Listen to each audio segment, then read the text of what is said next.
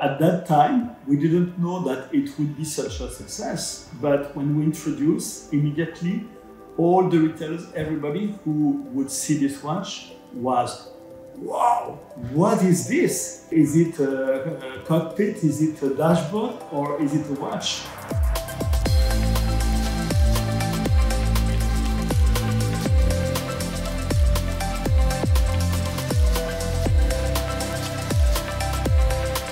Hi, Tatler GMT. I'm Carlos Rosillo. I'm CEO and co-founder of Bell & Ross. As you know, Bell & Ross, we love aviation. We are passionate about the links between aviation and between watches. Today, aviation and wristwatch is connected. The most important part of an airplane is obviously the dashboard, is how you control the plane. And at the center of the dashboard, there is the clock which controls the time. We have always been at Bell & Ross influenced by this clock. What does this clock look like? This clock is that. Before 2005, I challenged Bruno, my partner, who is the designer, and I said, Bruno, this is what has influenced Bell & Ross since day one. Can you do me a favor? Instead of fixing the pocket watch as 1 century before on the wrist that has asked the aviators, can you fix this clock on my wrist? So the Gear 1, which appeared in 2005, is exactly the transposition of the watch which is on the dashboard, transferred into a wristwatch.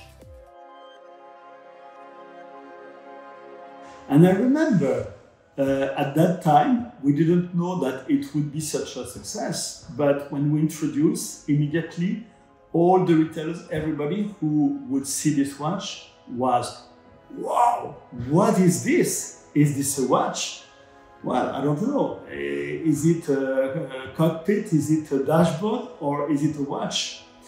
I think creation, and when you have a strong design, is very appreciated, especially when it's really original. 1 year later, we decided to have a size that would be more reasonable. Instead of being 46 millimeters, we decided to go to 42 millimeters. So it is the evolution between the O1, 46 millimeters, and the O3. The O3 was in 2006, 42 millimeters.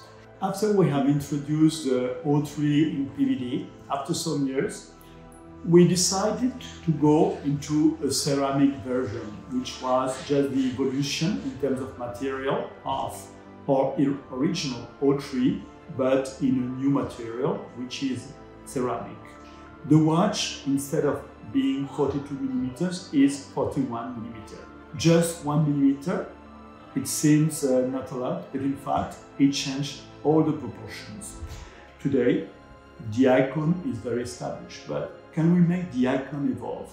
This 1 millimeter is a big step because it makes it more ergonomic, more easy to wear. It was a long process because it took us nearly 3 years to decide where you had to do these small iterations to make the design evolve. In terms of design, this change of 1 millimeter has changed all the aspects of the watch.